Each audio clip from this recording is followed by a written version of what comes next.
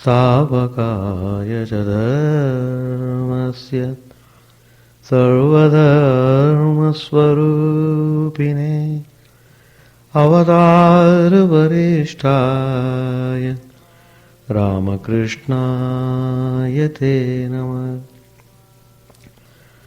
Asato ma sadgamaya tamaso ma jyotirgamaya asato ma sadgamaya tamaso ma jyotirgamaya Pratyormamritangamaya.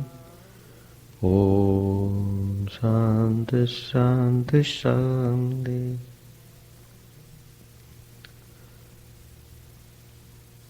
Let us bow down to Sri Ramakrishna,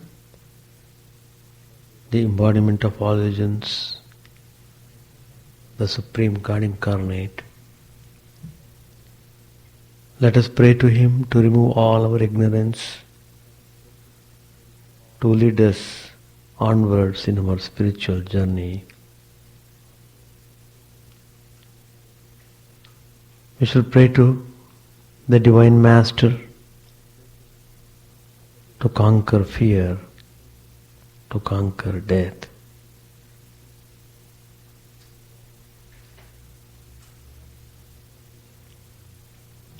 Sri Ramakrishna, in the course of his talks with his disciples, said, one attains everything when he discovers his true self in himself. The object of sadhana is to realize that also is the purpose of assuming a human body. One needs the clay mold as long as the gold image has not been cast. God is not only inside us, He is both inside and outside. These are the instructions given by Sri Ramakrishna. He pinpoints our goal in life. We should discover our true self. Once you discover your true self, then you attain everything. It's a very significant teaching of Sri Ramakrishna. Now, how to discover our true self?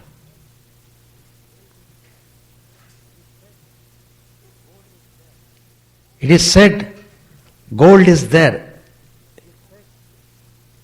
in such a place. But then, how to get into that place? That's the next step. If you want gold, you must go there. Take steps how to reach the place. So here Sri Ramakrishna is telling us, discover your true self. You will get everything. Now how to discover it? That's the question now. Well, one thing is very understandable. As long as we live, we can't but work.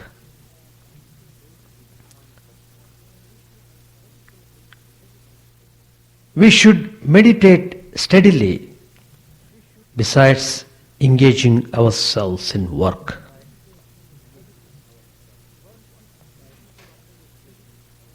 Work we do spontaneously. Mind naturally runs after doing the work. You don't have to give any suggestion, let me do some work. Your very nature pushes you to do work. But meditation, of course, you have to try a bit.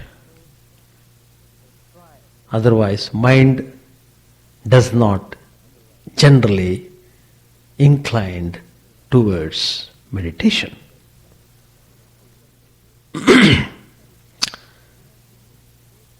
Both are important. We have to use both work and meditation to discover our true self.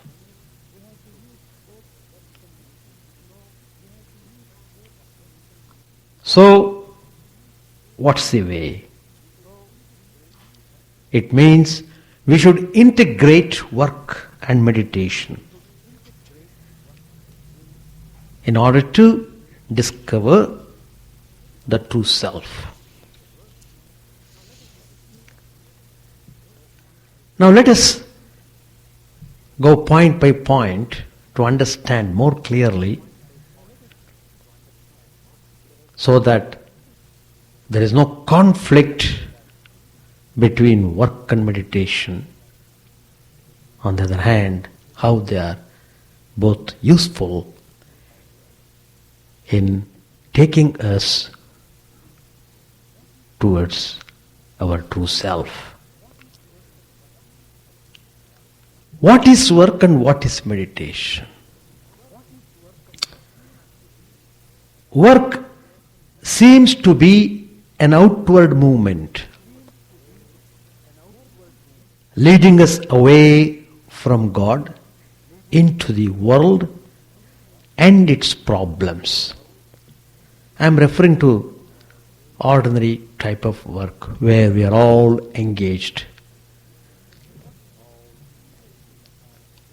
Then what is meditation? It is apparently an inward movement towards divinity and peace. One is outward movement, another is inward movement. One is movement towards the world, another is movement towards inner self. Secondly,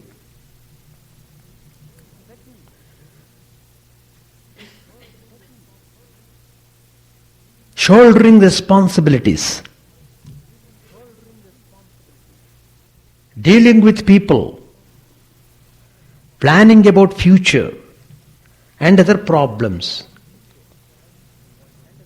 which are unavoidable in work, cause distraction at the time of meditation.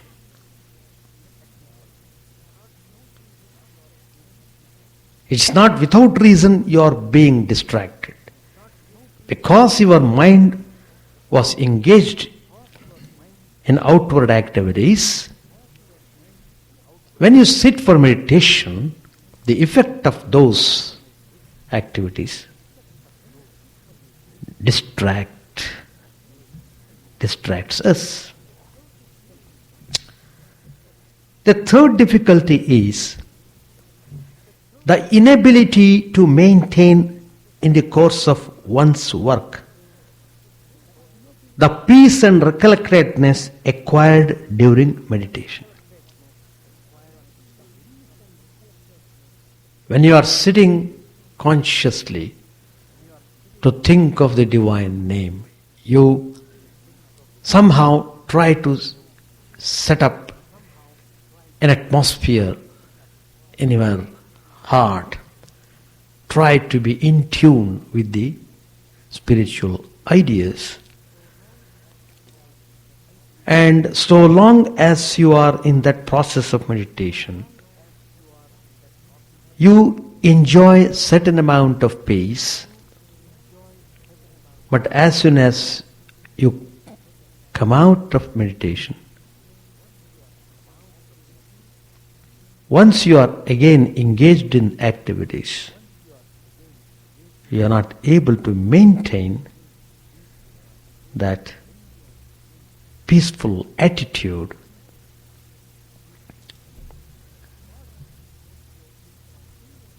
Modern socio-economic conditions do not allow most spiritual aspirants to spend long hours in contemplation. Even among those who have the means and leisure, most people must need engage themselves in some work to prevent themselves from going insane. So work is a boon. Work is a blessing. The point is, you have to do the work in a proper way with proper attitude. Moreover, the benefits of an hour or two of daily meditation are found to be neutralized by the other activities of the day. So, the conflict between meditation and work should be resolved so that our spiritual progress will not be slow. We bring that conflict. When it comes to the practice, we bring the conflict between meditation and work. Thereby, we neither do meditation nor work. No. We should find out the method of integrating both meditation and work. So the importance of integration of work into meditative life is significant.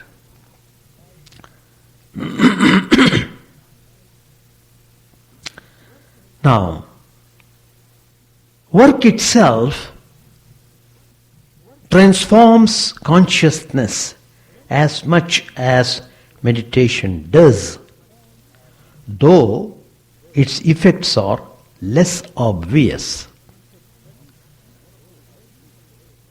When we speak of the results of our work, we usually mean only the changes produced in the objective world by our work. How we influenced this person or that, how much money we got, and so on. We rarely think of the effect produced in our consciousness by our work.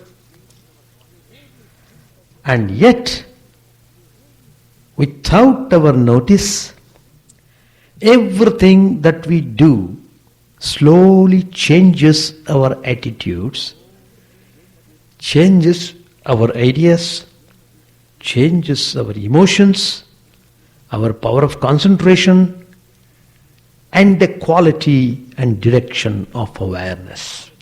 All these are affected. Sri Ramakrishna used to say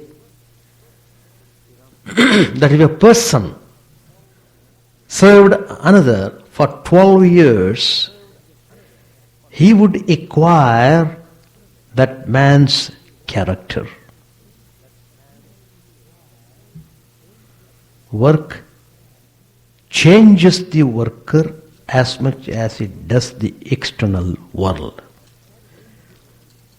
We are so much carried away by our thoughts, by our emotions, that we fail to notice the subtle changes that work brings about in us.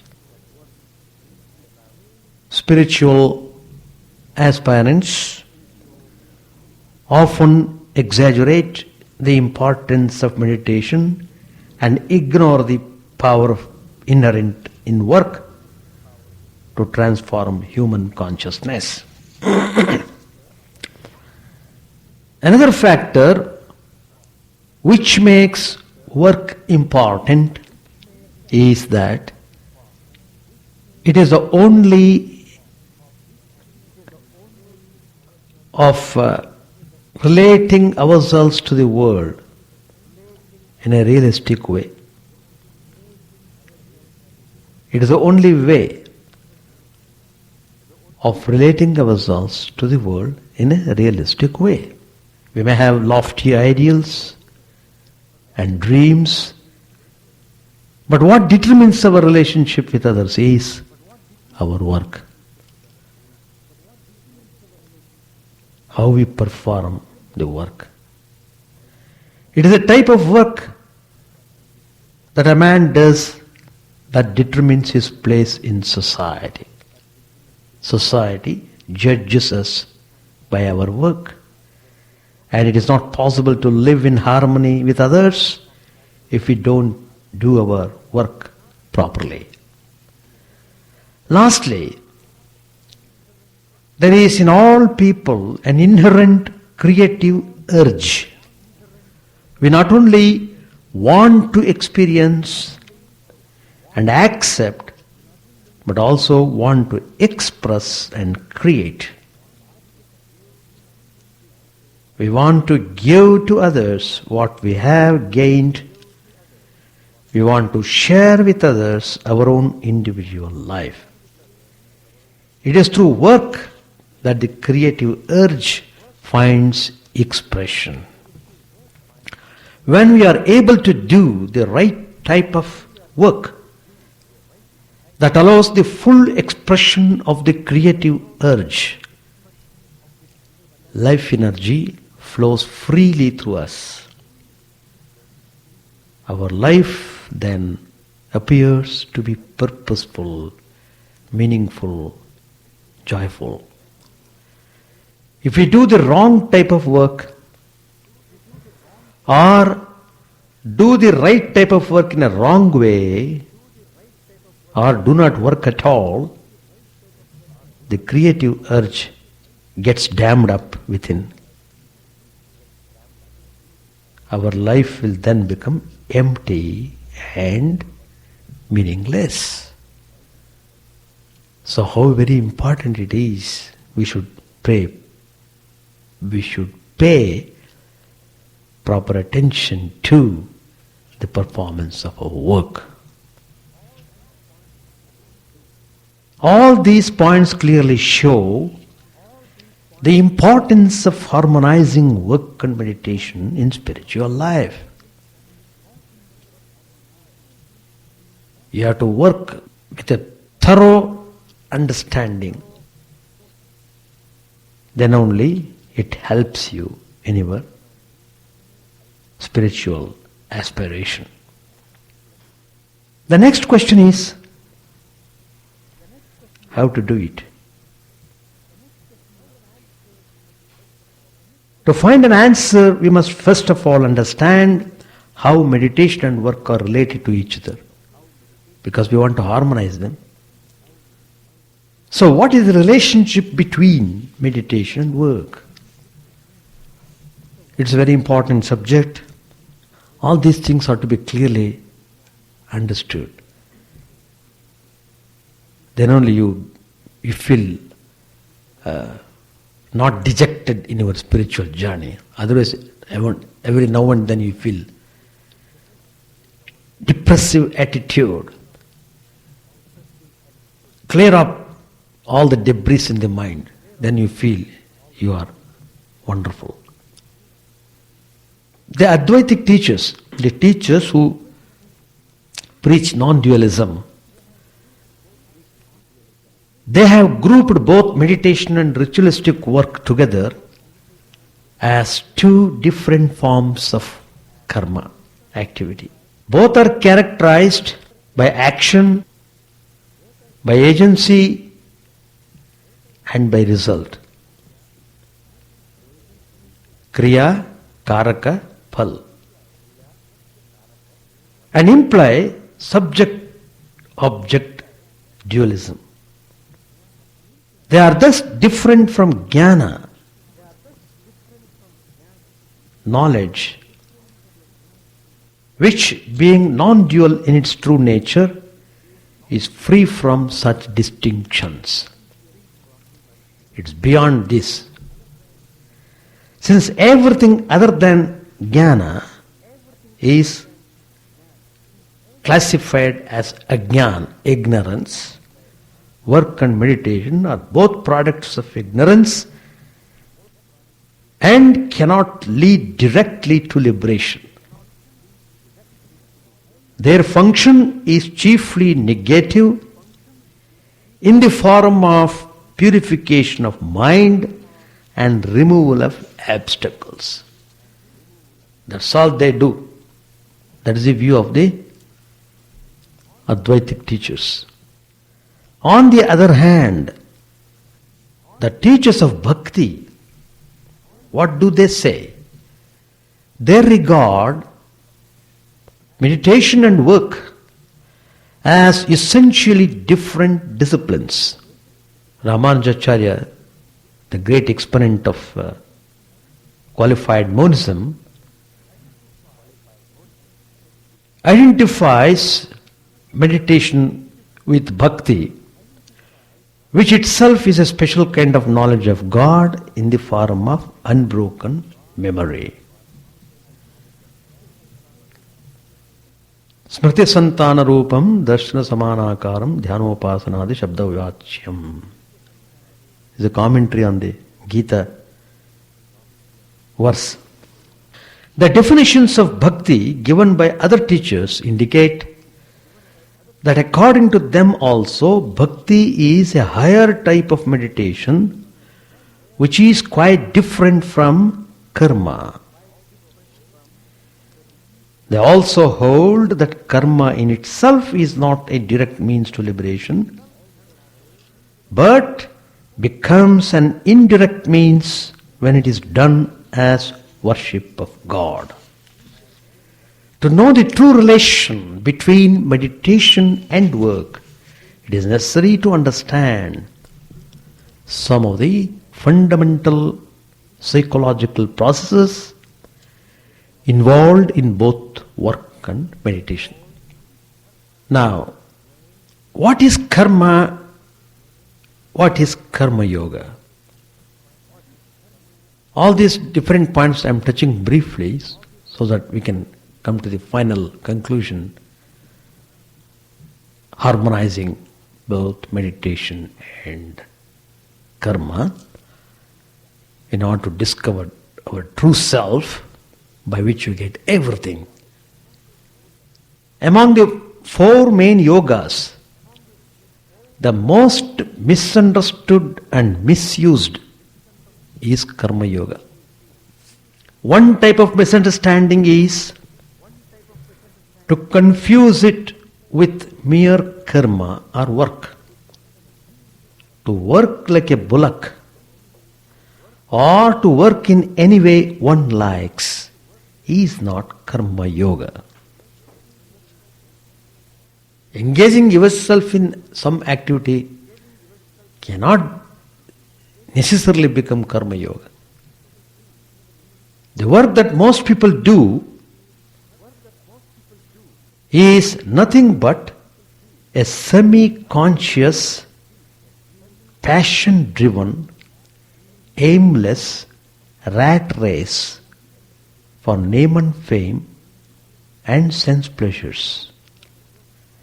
And to call it karma yoga is an insult to the great teachers of yoga.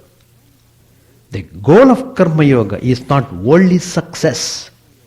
It is primarily a spiritual discipline which aims at liberation. Another misunderstanding is to think that karma yoga could be undertaken by anyone without any prior preparation, without any qualification. Karma yoga is work done with self-awareness, detachment of will, and God orientation. It differs from other yogas only in its outer form, and the internal psychological processes involved in it are not much different from those in other yogas. It is impossible to practice karma yoga without attaining a certain degree of purity of mind, inner awakening, and training. Everything requires training. Everything requires discipline. It is not a simple and easy path. Nor is karma yoga a straight path. Like all other yogas, karma yoga also passes through several stages. The first is the stage of phalasankalpa tyaga. First stage. What is that? The aspirant tries to give up attachment to the result of his actions. That is the first stage. When he is established in that stage, he comes to the second stage, karma sankalpa tyaga. Giving up attachment to work.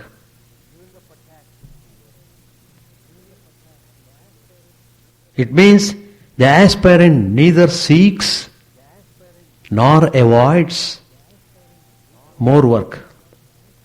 He does all the work that has fallen to his lot, but he does not attempt to determine the course of the work. So the first one is phalasankalpa tyaga, the second one is karma sankalpa tyaga. Next comes the stage of kartrutva sankalpa tyaga. Kartrutva sankalpa tyaga. That is, giving up the feeling of being the agent or doer. He doesn't give up I consciousness, for without it, it is impossible to do any work except some automatic mechanical movements of the body. But knowing that Prakriti, impelled by God, does all work, he ceases to regard himself as a moral agent. Na karta, na bhokta. He reaches that state. So, the karma yogi works incessantly, gives up only sankalpa, that is intentionality or willing, but not the work. He detaches his will progressively from the external world, from his body and from his ego. The aim of karma yoga is not to change the world, but to change oneself. The three stages mentioned above only represent the progressive transformation of the karma yogi's consciousness. It is this interior transformation that turns ordinary work into a yoga. Karma yoga is not doing some extraordinary work. Anyway, these are some of the important points which we should know before going further into the subject. In my next class, I will further speak about the effects of karma. We should know all these facts. We should know because we are aiming to discover our true self. So it is important. Through work, through meditation, through the combination of these two, You should be able to discover your true self, by which you get everything, you lack nothing, you get supreme peace and joy. Page 522, starting from the beginning. I am reading from the previous para. The aim of prayer, of spiritual discipline, of chanting the name and glories of God is to realize that for that alone a devotee loves God. These youngsters are on a lower level. They haven't yet reached a high spiritual state. They are following the path of bhakti. Please don't tell them such things as I am he. Like the mother bird brooding over her chicks, Sri Ramakrishna was alert to protect his devotees. Adharan Niranjan went out on the porch to take refreshments. Presently, they returned to the room. Adhar smilingly said, We talked about so many things, pointing to M, he said, but he did not utter a word. Master said, in Keshav's organization, there was a young man with 4 university degrees. He laughed when he saw people arguing. He said, to argue with him, how silly. I saw him again later on at one of Keshav's meetings, but then he didn't have the same bright complexion. Sri Ramakrishna sat on the floor for his supper. It was a light meal of a little farina pudding and 1 or 2 luchis that had been offered to the Kali temple. Offered in the Kali temple. M and Latu were in the room. The devotees had brought various sweets for Master. He touched a sandesh and asked Latu, who is the rascal that brought this? He took it out of the cup and left it on the ground. He said to Latu and Yam, I know all about him. He is immoral. Latu, shall I give you this sweet? Master said, Kishori brought it. Latu, will it suit you? Master smilingly said, yes. M had received an English education. Sri Ramakrishna said to him, it is not possible for me to eat things offered by anyone and everyone. Do you believe this?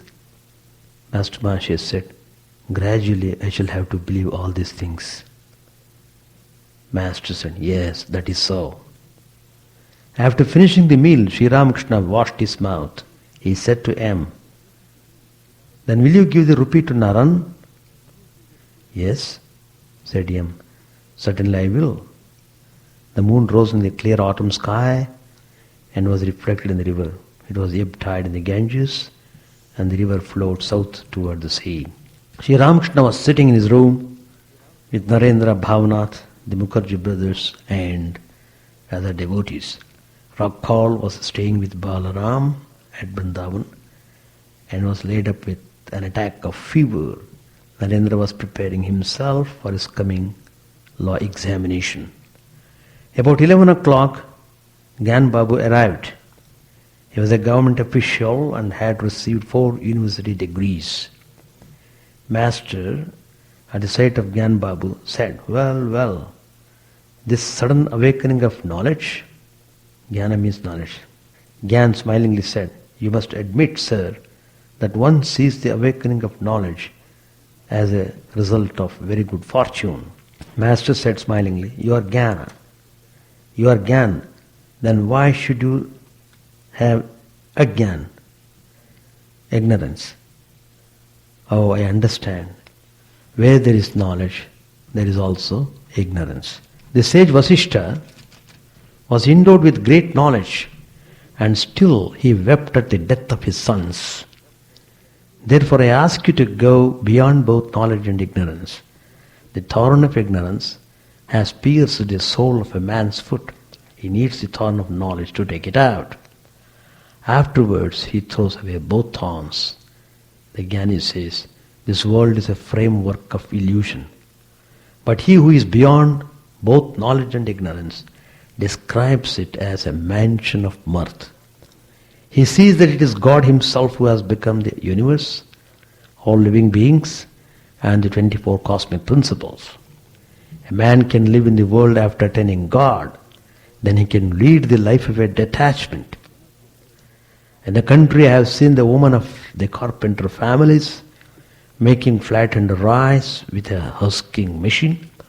With one hand, one of them turns the paddy in the hole, and with the other she holds a nursing child. At the same time she talks with the buyer. She says to him, "You owe me 2 annas. Pay it before you go."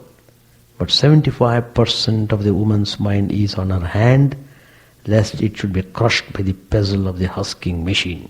A man should do his worldly duties with only 25% of his mind, devoting the rest to God.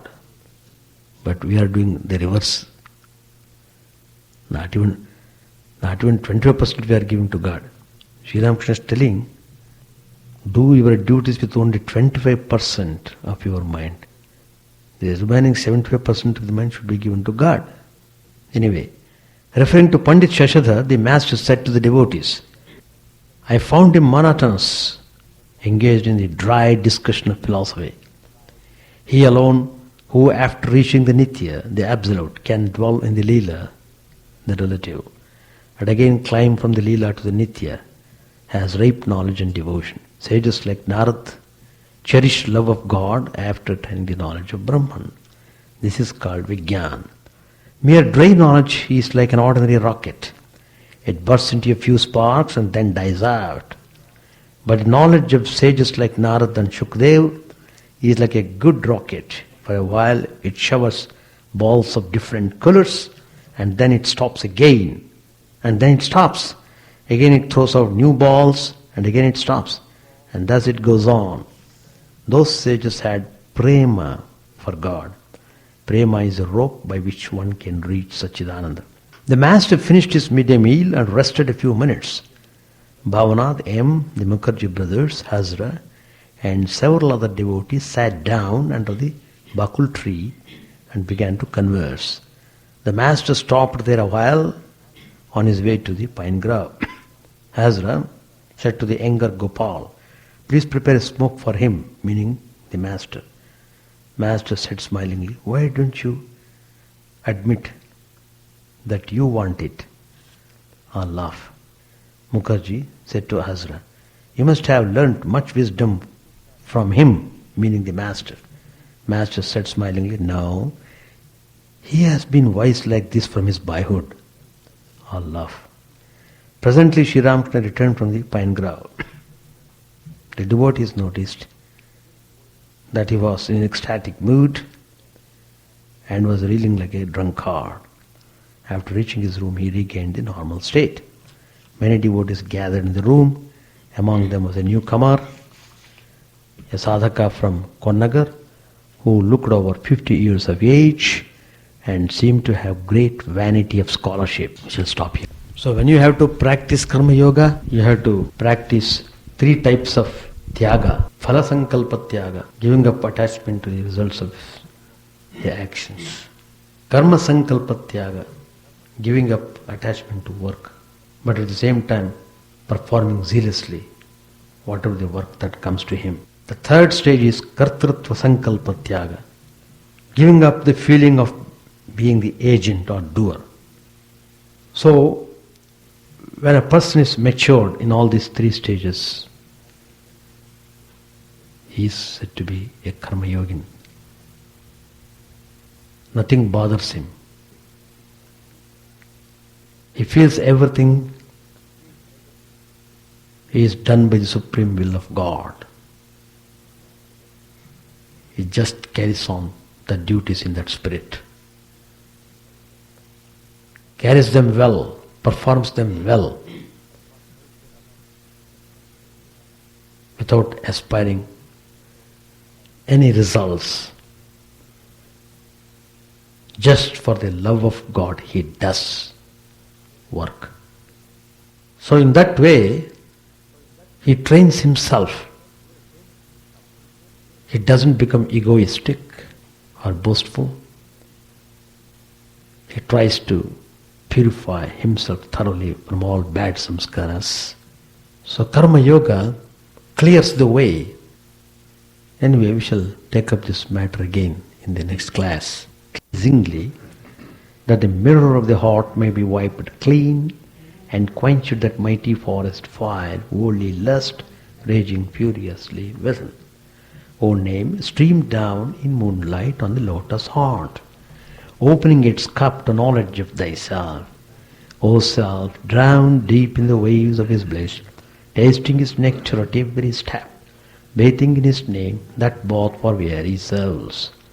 Various are thy names, O Lord, in each and every name thy power resides. No times are set, no rites are needful for chanting of thy name. So vast is thy mercy, how huge then is measuredness, who find in this empty life and heart no devotion to thy name. O my mind, be humbler than a blade of grass. Be patient and forbearing like a tree. Take no honor to thyself, give honor to all.